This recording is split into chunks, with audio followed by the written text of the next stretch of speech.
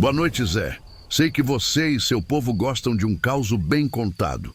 Pois escuta esse aqui, que aconteceu comigo mesmo e que até hoje me faz gelar a espinha só de lembrar.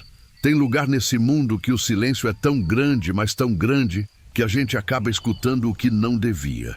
E eu descobri isso da pior maneira possível. Meu nome é Mateus.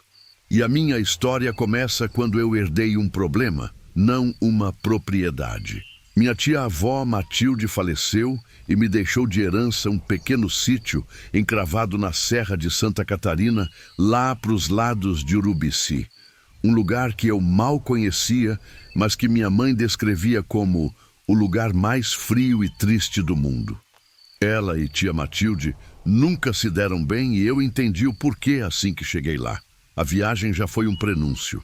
Depois de deixar a estrada principal, peguei uma vicinal de terra e cascalho que subia a serra por quilômetros, serpenteando entre araucárias gigantes que mais pareciam sentinelas de um cemitério. A neblina era densa, mesmo durante a tarde, e o ar fino e gelado. O sítio era a última propriedade daquela estrada. Depois dele, só havia a mata. A casa era de madeira escura, envelhecida pela umidade, com um telhado coberto de limo. Estava vazia há meses, e o cheiro de mofo e de madeira molhada me recebeu na porta. Tudo era frio. O chão, as paredes, os móveis cobertos por lençóis brancos. Mas o que mais me impressionou foi o silêncio. Um silêncio absoluto, opressor, que parecia engolir qualquer som. E cercando os fundos da propriedade, como uma muralha, estava a floresta. Uma mata fechada, escura, com árvores tão altas que mal deixavam a luz do sol entrar. No dia seguinte, fui até a vilazinha mais próxima, a uns 10 quilômetros dali, para comprar mantimentos. Era um lugar pequeno, com um único armazém que vendia de tudo um pouco. O dono era um senhor de origem alemã, muito velho, com olhos azuis desbotados e uma barba branca que lhe caía sobre o peito. Seu Adolfo. Quando eu disse que estava ficando no sítio da falecida Matilde, a expressão dele mudou. A simpatia forçada deu lugar a uma seriedade preocupada. Ele parou de empacotar minhas coisas e me encarou por cima dos óculos.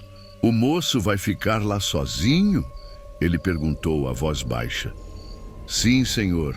Só por uns dias para resolver a papelada", respondi. Ele balançou a cabeça lentamente.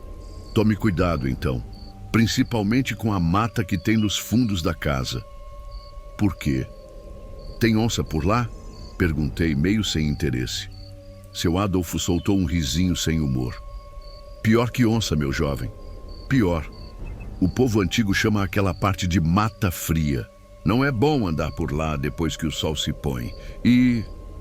Ele hesitou, olhando para os lados como se temesse ser ouvido. "E se por acaso o senhor ouvir um berro vindo de lá de dentro durante a noite, não seja curioso." "Um berro?" perguntei, agora intrigado. "Que tipo de berro?" "Não é berro de gente nem de bicho que a gente conheça", ele disse, a voz quase um sussurro. "É outra coisa. É o berrador. Se ouvir, moço, tranque as portas, tape os ouvidos com o travesseiro e reze para ele não chegar perto. Não tente descobrir o que é. A curiosidade já custou caro para muito valente por essas bandas." A conversa me deixou com uma pulga atrás da orelha, mas eu, homem da cidade, cético por natureza, logo descartei aquilo como mais um causo de interior para assustar forasteiros. Voltei para o sítio e, enquanto a noite caía, trazendo consigo um frio cortante e uma neblina que parecia ter vida própria, eu me vi na varanda dos fundos, olhando para aquela parede negra de árvores. A mata fria. O silêncio era tão completo que chegava a zumbir nos meus ouvidos. E apesar de toda a minha lógica, as palavras do velho Adolfo ecoavam na minha cabeça. "Se ouvir o berro, não seja curioso." E eu, ali sozinho, no lugar mais isolado que já estive na vida, comecei a torcer com todas as minhas forças para que a noite continuasse silenciosa. Passei a primeira noite no sítio num estado de alerta constante. Cada estalo da madeira velha da casa, cada gemido do vento passando pelas frestas, me fazia saltar. Eu me sentia um animal acuado, encolhido sob as mantas grossas e úmidas, tentando decifrar a sinfonia de ruídos desconhecidos daquele lugar. Mas, para meu alívio, a noite passou sem maiores incidentes. O silêncio, apesar de pesado, permaneceu intacto. Quando o sol nasceu, o medo da madrugada pareceu uma tolice. A serra, sob o sol, era de uma beleza estonteante. O ar era puro, gelado. Ri de mim mesmo. Um homem feito, com medo de histórias de velho. Passei o dia ocupado. Comecei a fazer um inventário das coisas da minha tia-avó, a limpar a poeira de décadas. O trabalho físico me ajudou a afastar os pensamentos sombrios. A segunda noite chegou e com ela uma falsa sensação de confiança. Fiz uma fogueira na lareira da sala, abri uma garrafa de vinho, coloquei uma música baixa no celular e me sentei para ler. Sentia-me ridículo pelo medo da noite anterior. Lá pelas tantas da madrugada, quando o fogo já era só brasas e o silêncio voltava a reinar, aconteceu. Começou como uma vibração, uma frequência muito baixa que eu senti mais no peito do que ouvi com os ouvidos. E então veio o som. Não há palavras para descrever aquilo. Era um berro gutural, longo e ascendente, que parecia carregar toda a dor, toda a fúria e toda a fome do mundo em uma única nota. O som rasgou a noite e bateu contra a casa com uma força física. As vidraças das janelas vibraram. O copo na mesinha caiu e se espatifou. Aquele berro não tinha uma direção definida. Ele vinha de todos os lugares ao mesmo tempo, ecoando pelas montanhas e entrando pelas paredes, pelo chão, pela minha própria carne. Durou talvez uns 15 segundos e então se cortou, abruptamente, deixando para trás um silêncio ainda mais terrível. Eu estava paralisado. O ceticismo, a lógica, tudo se desfez em pó. Era o berrador e ele era real. Passei o resto da noite encolhido, tremendo. Quando a manhã chegou, eu era um homem mudado. O silêncio daquele lugar não era mais de paz, era a pausa entre os berros. Minha primeira reação foi tentar encontrar uma explicação lógica. Efeito acústico, um animal raro. Movido por essa necessidade desesperada, peguei um facão e caminhei até a orla da mata. Andei por toda a divisa, procurando por pegadas, galhos quebrados, qualquer coisa. E não encontrei nada, absolutamente nada. Essa ausência de provas era de alguma forma pior do que se eu tivesse encontrado o rastro de um monstro. Eu não aguentaria passar outra noite ali sem mais respostas. Voltei à vila. Seu Adolfo me viu entrar no armazém e seu sorriso sumiu. Ele viu no meu rosto, na minha palidez, que eu tinha ouvido. "O senhor ouviu, não foi, moço?" Ele disse, largando o pano sobre o balcão. Eu apenas assenti. "Sente-se", ele disse, me servindo um café. "Vou lhe contar. Ninguém sabe ao certo o que é. A gente só sabe o que ele faz. Diz a lenda que é um guardião da Mata Fria. Não gosta de gente, de barulho. Enquanto a mata está quieta, ele dorme. Mas quando alguém perturba o sossego dele, ele acorda e ele berra." "Mas por quê, para assustar?" perguntei. "É mais que isso", o velho continuou. "O berro dele entra na cabeça da gente. Mexe com o juízo. Quem ouve de longe, como o senhor ouviu, fica com medo. Mas quem ouve de perto... quem ouve de perto nunca mais é o mesmo. Ele me contou de caçadores que voltaram da mata como crianças, balbuciando com os olhos vazios. O berro tinha roubado o juízo deles. E tem os que não voltam", ele sussurrou. "Dizem que o berro de perto tem uma melodia, um chamado. A pessoa fica encantada e entra na mata seguindo o som até desaparecer para sempre." Ele me encarou com seriedade. Sua tia-avó, a dona Matilde, aprendeu a respeitar o silêncio. Ela e o berrador tinham um acordo de vizinhança mudo.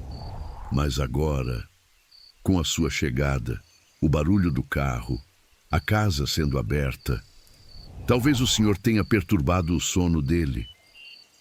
A xícara na minha mão estava fria.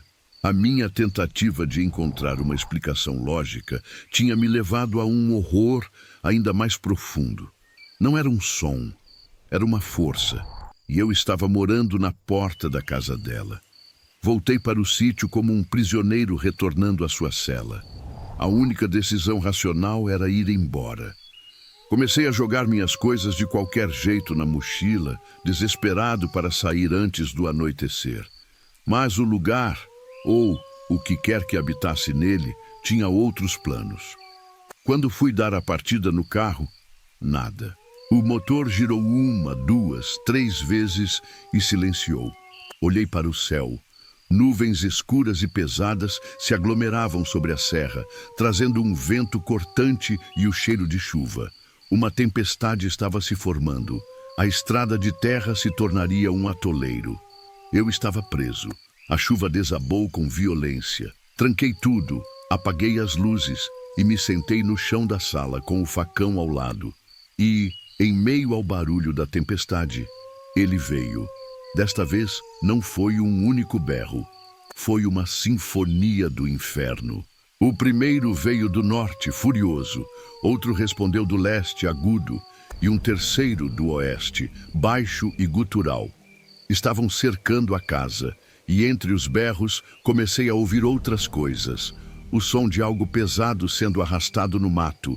E o pior, um sussurro na tempestade, sibilando entre as frestas da janela. Uma palavra que parecia meu nome. Mateus. A tortura durou horas. Lá pelas tantas, a tempestade amainou e os berros cessaram. Um silêncio de expectativa se instalou. Foi quando ouvi a respiração. Baixa, gutural, pesada, vindo do outro lado da porta da sala. Estava na minha varanda. Então, ouvi-o arranhar. Leve, inquisitivo. Scratch, scratch, scratch. Era ele testando, vendo se a porta cedia. O tempo parou. O arranhar cessou. A respiração parou. Seguiram-se segundos de um silêncio absoluto. E então, o berro. Mas desta vez, não veio da mata. Não veio de fora. O som explodiu de dentro da própria sala, como se a criatura estivesse ali, ao meu lado. Um grito ensurdecedor, que estilhaçou o que restava da minha sanidade e me jogou num abismo de pura escuridão e pavor. Aquele último berro foi a última coisa de que me lembro.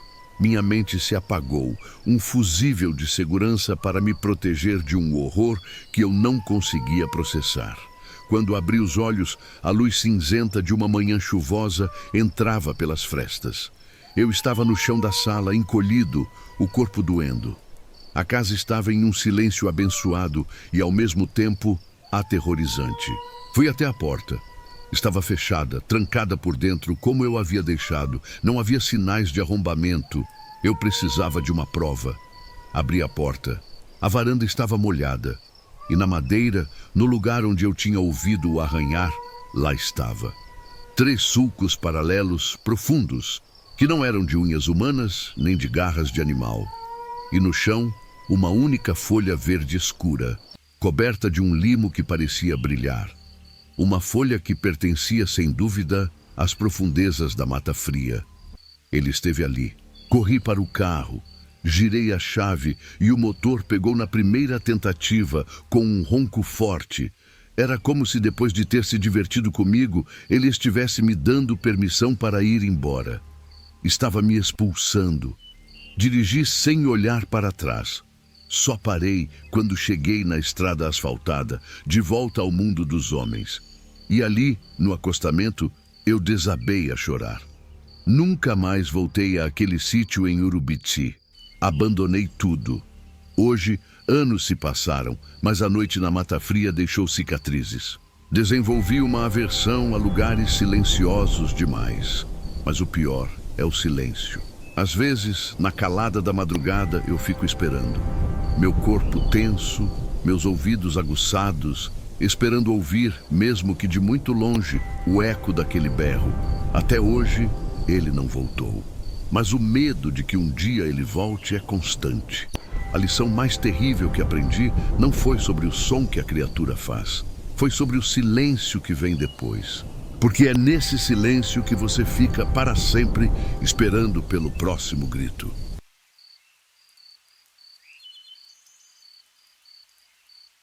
Eita, povo bom, senta aqui perto do seu amigo Zé, que a história de hoje é daquelas de estrada, de poeira e de assombração que arrepia até a alma do cabra mais corajoso.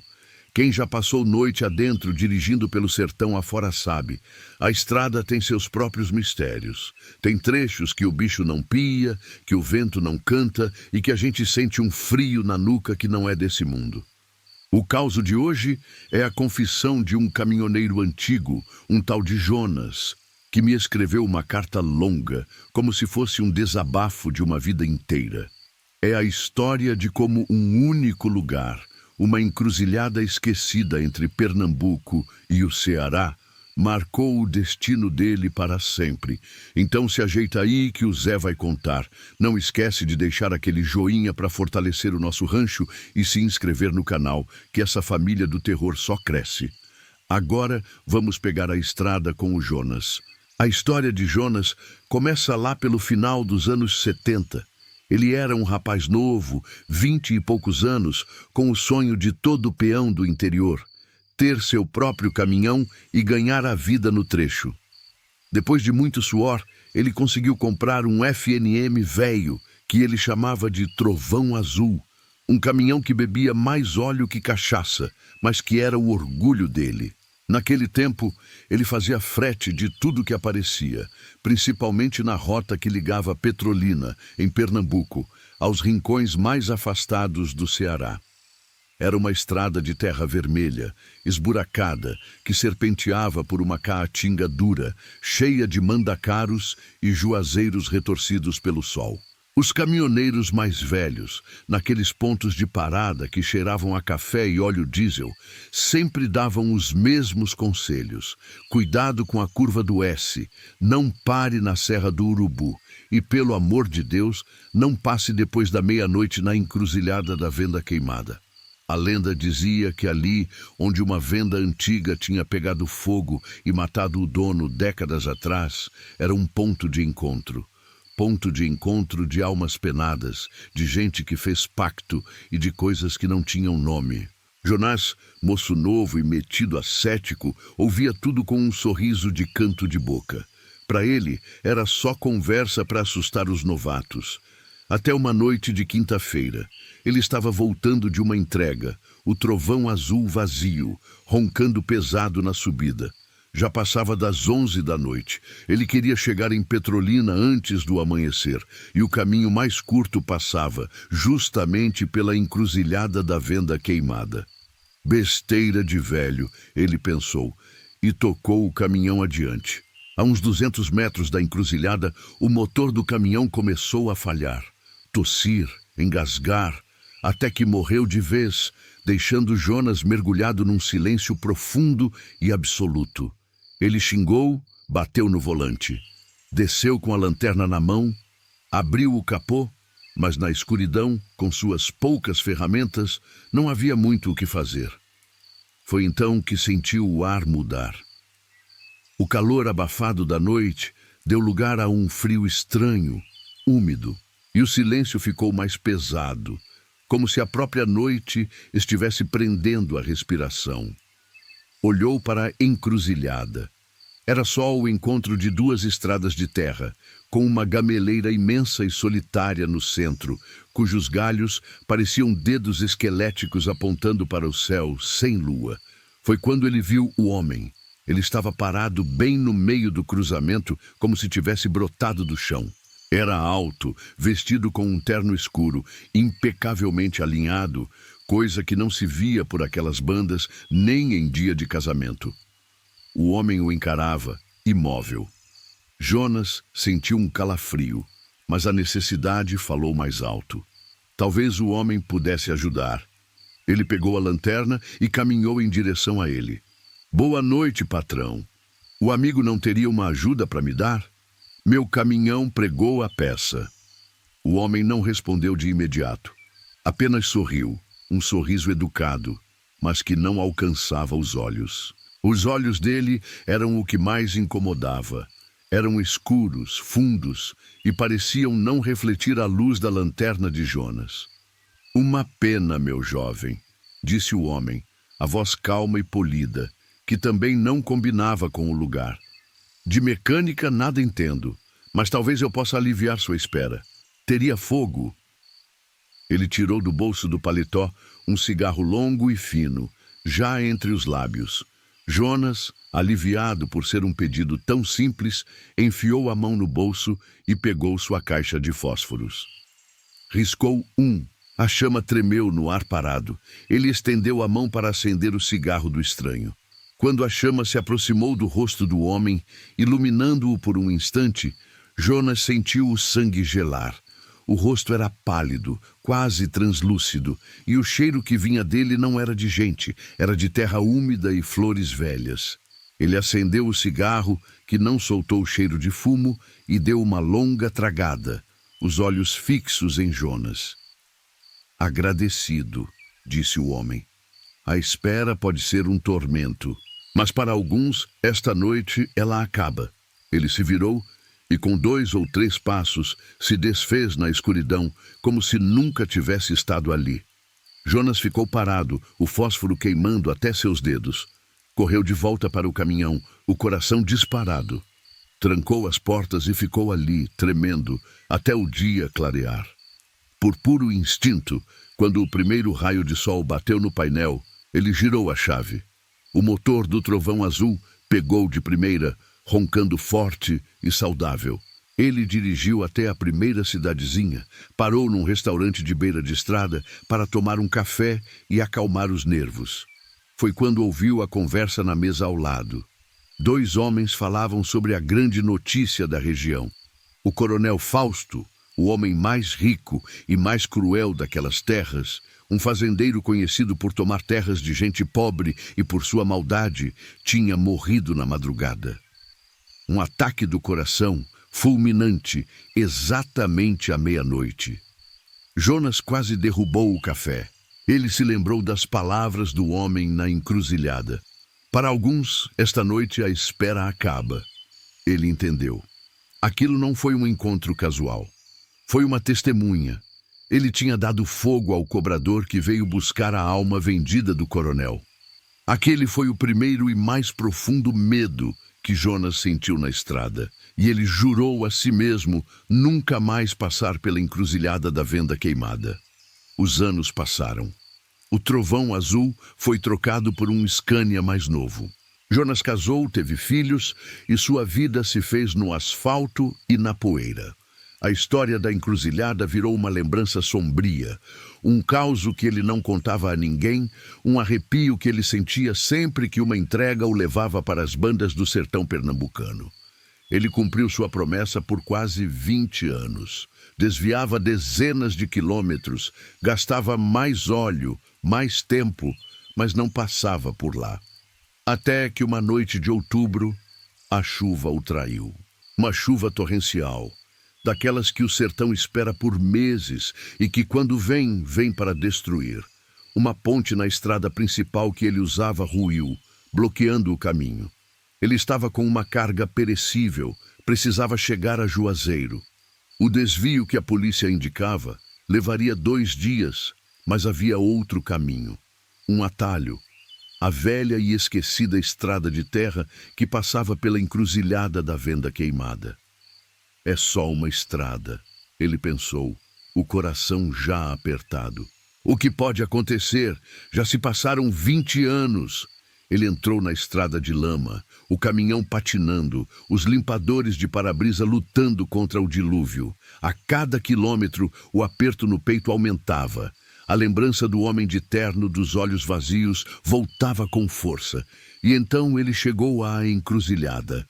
A gameleira gigante parecia ainda mais sinistra sob a luz dos relâmpagos, seus galhos como braços retorcidos se contorcendo na tempestade.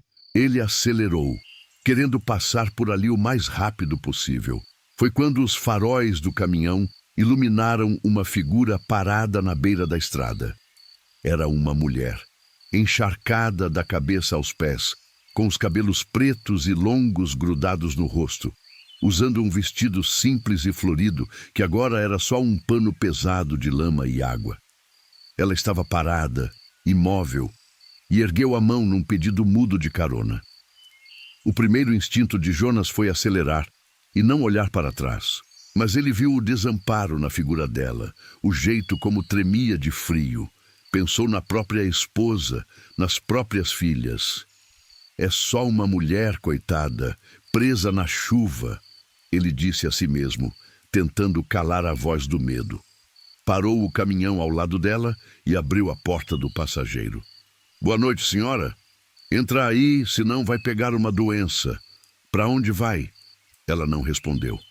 Apenas subiu na cabine silenciosamente e se sentou. Fechou a porta e ficou olhando para a frente. O frio que veio com ela não era só da chuva. Era um frio que parecia vir de dentro, um frio de pedra de fundo de poço. E o cheiro era de terra molhada, de mato podre. Jonas engoliu em seco e tocou o caminhão. Ele tentou puxar conversa.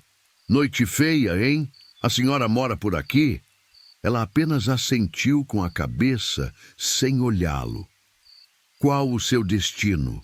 Posso deixar na próxima cidade. Ela ergueu a mão pálida e apontou para a frente pela estrada. Ele dirigiu por uns 10 minutos em um silêncio total, quebrado apenas pelo som da chuva e do motor. A presença dela ao seu lado era pesada, opressora. Ele olhava de soslaio e via apenas o contorno dela, os cabelos escorrendo água pelo banco. De repente, ela apontou para a direita. Ali, disse ela, a primeira e única palavra, a voz um sussurro arrastado. Jonas olhou. Era o portão de um cemitério pequeno e antigo, com um muro de pedra e um portão de ferro enferrujado. Aqui, senhora. Tem certeza? Ele parou o caminhão, virou-se para ela e seu coração parou. O banco do passageiro estava vazio. Ela tinha sumido. A porta estava trancada, o vidro fechado. Mas ela não estava mais lá. No lugar dela, apenas uma grande poça de água barrenta no assento e aquele cheiro insuportável de terra e decomposição. Jonas não gritou. Ele não fez nada. Apenas engatou a primeira marcha e saiu dali. As mãos agarradas ao volante com tanta força que os nós dos dedos ficaram brancos. Ele entendeu que a encruzilhada não era apenas um ponto de cobrança, era um portal. E ele, pela segunda vez, tinha interagido com seus passageiros. Décadas se passaram. Jonas envelheceu na estrada. O medo da encruzilhada se tornou parte dele, uma cicatriz na alma. Ele se aposentou, vendeu o caminhão e foi viver uma vida quieta com sua esposa, num pequeno sítio. Mas o passado nunca o deixou de verdade. Sua esposa, o amor de sua vida, adoeceu. Uma doença cruel que consumia suas forças e o dinheiro da família. Os médicos em Recife eram caros, os remédios, um absurdo. Jonas se viu no fundo do poço, vendendo tudo que tinha, vendo a mulher de sua vida se apagar aos poucos. O desespero era um gosto amargo na sua boca todo dia, e no auge da sua dor, a lembrança da encruzilhada voltou, mas de um jeito diferente. Ele se lembrou de outros causos que ouviu, de gente que não foi à encruzilhada para pagar, mas para pedir. Lendas de que o dono do lugar, a entidade que regia aquele cruzamento, também podia dar. Riqueza, saúde, amor. Mas o preço, diziam, era a própria alma. Numa noite de lua nova, quando o desespero venceu a razão, Jonas tomou uma decisão. Ele pegou a chave da sua velha caminhonete, disse à esposa que ia dar uma volta e dirigiu. Dirigiu por horas, de volta àquela estrada de terra, de volta àquele lugar que assombrou sua vida. Ele parou o carro e desceu. A encruzilhada da venda queimada estava exatamente igual, silenciosa sob o céu sem estrelas, a gameleira parecendo um monstro adormecido. Ele caminhou até o centro do cruzamento. Levava consigo uma oferenda, a escritura do seu primeiro caminhão, o trovão azul, O objeto que representava o início de sua vida, seu suor, seus sonhos. Ia oferecer sua história em troca da cura da sua mulher. Ele se ajoelhou na terra, pronto para chamar pela entidade, pronto para fazer seu pacto. E ao fechar os olhos, a imagem que lhe veio à mente não foi a da doença, mas a do rosto de sua esposa sorrindo, dos seus filhos crianças correndo pelo quintal, dos longos anos de uma vida simples, mas cheia de amor. Ele pensou no preço que o coronel Fausto pagou.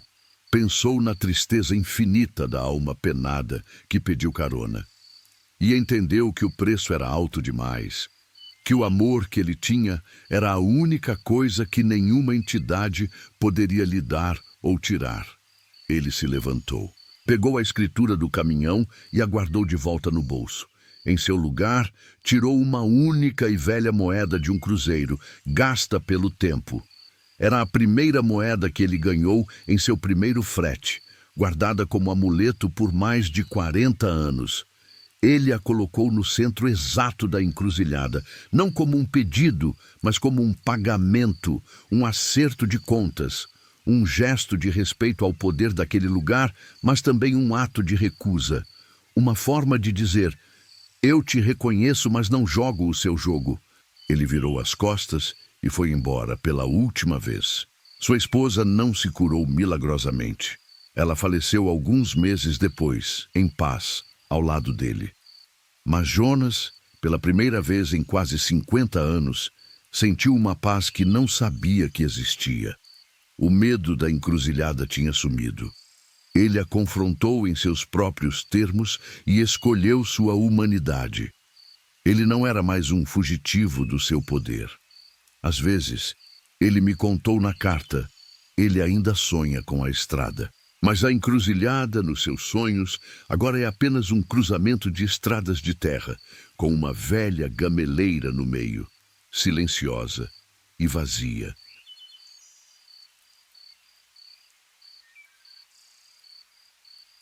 Boa noite, gente boa do sertão e da cidade. Ajeitem-se na cadeira, que o causo de hoje é um que se conta baixinho, quase em prece, nas ruas antigas de Sobral, no coração do nosso Ceará. É uma história de fé e de medo, de arte e de assombração. É a história de um homem que, para criar santos, diziam que barganhava com o diabo. Hoje, vamos falar do Santeiro dos Olhos Vazios. Então, não se esqueça de deixar o seu joinha, que ajuda a espalhar nossos causos por esse Brasil afora. E se inscreva no canal, que essa nossa família do arrepio só faz crescer. Agora respire fundo. A oficina do mestre Ananias está prestes a abrir suas portas. A história começa em 1982, com a chegada de um jovem médico a Sobral. Dr. Murilo, recém-formado na capital, veio para o interior cheio de certezas científicas e com o sonho de fazer a diferença na Santa Casa de Misericórdia. Ele era um homem da lógica, dos livros, dos diagnósticos baseados em fatos. O folclore e as superstições do sertão, para ele, eram apenas curiosidades de um povo sofrido, uma forma de dar nome ao que a medicina ainda não conseguia explicar. Mal sabia ele que sua fé na ciência estava prestes a ser testada de uma forma brutal. Seu primeiro mês no hospital foi de adaptação ao calor impiedoso e ao ritmo mais lento da vida. Foi quando ele encontrou seu primeiro caso inexplicável. Uma moça de 20 e poucos anos, chamada Lúcia, deu entrada no hospital. Ela não tinha febre, não tinha dor, não tinha ferimento. Estava perfeitamente saudável, segundo todos os exames. Mas sua alma parecia ter se ausentado. Ela permanecia deitada, os olhos abertos, negros e completamente vazios, fixos num ponto qualquer do teto. Não respondia a estímulos, não falava, não comia. Respirava, o coração batia, estava viva, mas ao mesmo tempo não estava lá. Dr. Murilo ficou obcecado pelo caso. Passou dias e noites estudando, consultando colegas, refazendo exames. Nada, nenhuma resposta. Foi uma enfermeira mais velha, Dona Isaura, Uma mulher que já tinha visto de tudo naquelas enfermarias, que lhe deu o primeiro aviso. "Não se atormente tanto, doutor", ela disse um dia, enquanto ajeitava o lençol da moça inerte. "Isso aí a gente já viu antes. É o mal da alma vazia. A medicina dos homens não cura." Murilo, claro, descartou o comentário como crendice popular. Mas uma semana depois, um segundo caso chegou. Um lavrador de meia-idade, homem forte, encontrado pela esposa sentado na varanda na mesma condição de Lúcia. Olhos abertos, corpo presente, alma ausente. E 15 dias depois, um terceiro, um comerciante idoso. Todos de famílias diferentes, sem nenhuma ligação aparente, todos saudáveis até o dia em que simplesmente se apagaram. O jovem médico sentiu um calafrio que não era do ar-condicionado do hospital. 3 casos de uma doença que não existia nos seus livros, em menos de 2 meses. Havia um padrão ali, um fio invisível conectando aquelas tragédias silenciosas. E ele, com sua mente lógica e investigativa, decidiu que iria encontrar esse fio, mesmo que tivesse que ir além dos muros do hospital. Ele começou a visitar as famílias das vítimas, uma quebra de protocolo que seus superiores não aprovariam. Dizia que era para entender o histórico, o ambiente, mas na verdade buscava a peça que faltava. As casas eram humildes, mas arrumadas, marcadas por um luto pesado e confuso. Na casa da jovem Lúcia, no centro da sala, sobre uma mesinha coberta com uma toalha de crochê, havia uma imagem de Santa Luzia. A peça era nova, a madeira de cedro ainda cheirava a verniz. Dr. Murilo, mesmo não sendo religioso, ficou admirado. A estátua era de um realismo impressionante. As dobras do manto, a expressão de sofrimento sereno e os olhos da santa pareciam úmidos, vivos. Na casa do lavrador, encontrou um Santo Antônio de beleza semelhante. E na casa do comerciante, um São Francisco que parecia prestes a falar com os pássaros. Todas as imagens eram novas e todas tinham a mesma qualidade artística assustadora. Foi na terceira visita que a pergunta inevitável surgiu. "Que santo mais bonito", disse ele à filha do comerciante. "É um trabalho incrível. Quem é o artesão?" A mulher hesitou. Olhou para os lados como se temesse ser ouvida. "É do mestre Ananias", ela sussurrou.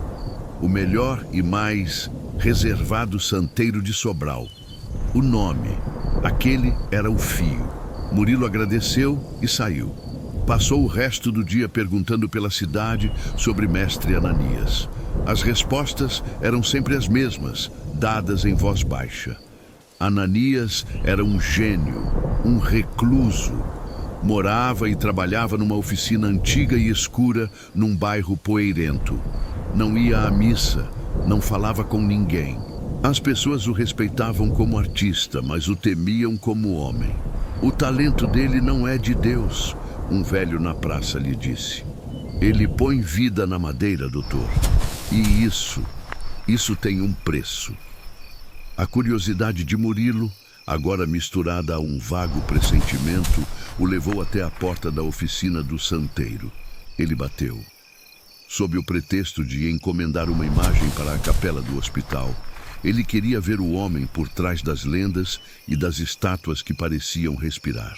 A oficina era um galpão grande e escuro, com um cheiro forte de cedro, verniz e algo mais, algo frio e metálico, como sangue velho. Mestre Ananias era um homem gaunt, de ombros curvados, com as mãos manchadas e calejadas pelo ofício. Seus cabelos eram ralos e grisalhos, mas seus olhos eram de um negrume profundo, ocos, como se ele tivesse olhado por tempo demais para um abismo e o abismo tivesse se instalado ali. Ele falou pouco, respondendo às perguntas de Murilo com monossílabos. Mas o que mais aterrorizou o jovem médico não foi o homem, mas seu trabalho.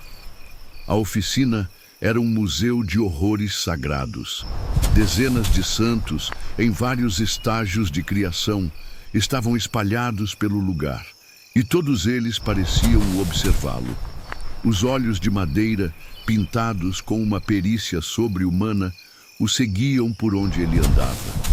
A sensação era de estar em meio a uma congregação silenciosa e julgadora. Ele sentiu um pavor irracional, a certeza de que aquelas não eram apenas esculturas, eram recipientes. Murilo saiu de lá com a certeza de que a chave para o mistério da alma vazia estava naquela oficina, mas sem nenhuma prova.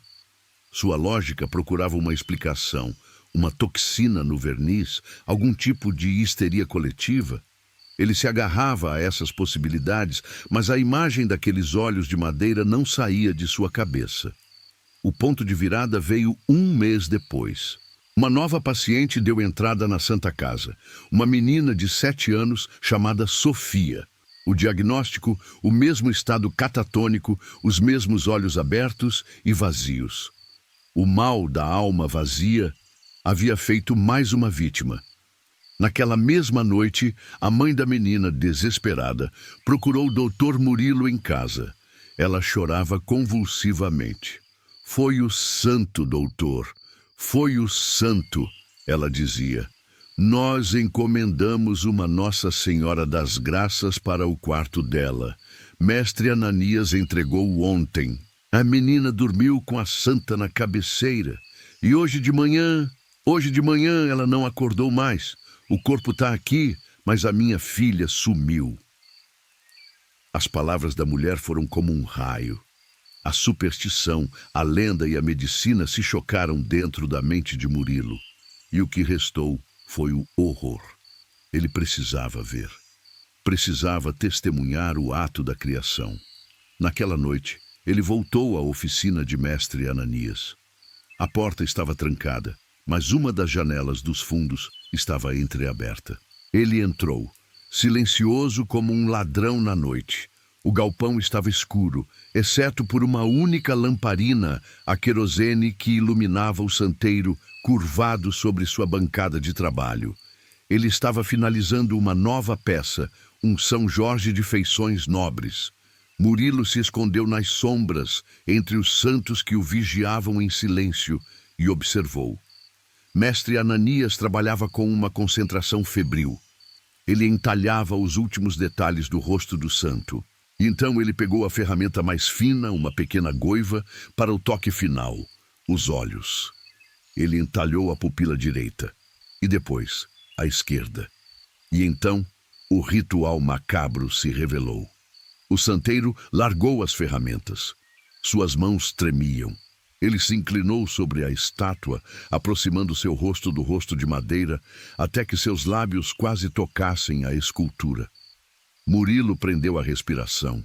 Mestre Ananias inspirou profundamente, o peito se expandindo de forma antinatural. E então ele soprou. Ele soprou sobre o rosto do santo. E não foi um sopro de ar, Zé. Foi um sopro de vida. Murilo viu, com seus próprios olhos de médico, uma névoa tênue e cintilante sair dos lábios do santeiro e ser absorvida pela madeira dos olhos da estátua. No exato instante do sopro, o corpo de Ananias pareceu murchar. Ele envelheceu anos em 1 segundo. Seus ombros se curvaram ainda mais, a pele de seu rosto ficou mais pálida, e seus olhos, já tão vazios, pareceram se afundar ainda mais nas órbitas. Em contrapartida, os olhos de madeira do São Jorge ganharam um brilho vítreo, úmido, terrivelmente realista, um brilho de vida. E Dr. Murilo entendeu, com um horror que paralisou seu coração científico, o pacto, a lenda. Era tudo verdade. Mas a verdade era ainda mais terrível. Mestre Ananias não roubava a alma de suas vítimas. Para dar vida à sua arte, ele sacrificava, pedaço por pedaço, a sua própria. O mal da alma vazia não era uma doença, era um eco, uma ressonância sobrenatural. Para cada obra-prima que ele criava, uma alma frágil na comunidade se desconectava do corpo, como uma lâmpada que se apaga quando a energia é desviada para outro ponto. Murilo recuou nas sombras, o estômago revirado. Ele era um médico, um curador, Mas como se cura uma maldição? Como se luta contra uma fé distorcida e uma arte que se alimenta da própria vida? Ele fugiu da oficina naquela noite e de Sobral na semana seguinte. Pediu transferência, inventou uma desculpa qualquer. Deixou para trás os pacientes de olhos vazios, o santeiro que se consumia em sua própria criação e um mistério que a sua ciência nunca seria capaz de resolver. A história que ele me contou, anos depois, já velho e aposentado, terminava sempre com a mesma reflexão assombrada. Ele dizia que Mestre Ananias era, na sua opinião, o maior artista que já existiu, porque cada peça que ele criava não era feita apenas de madeira, era feita de tempo, de sacrifício, era feita de alma.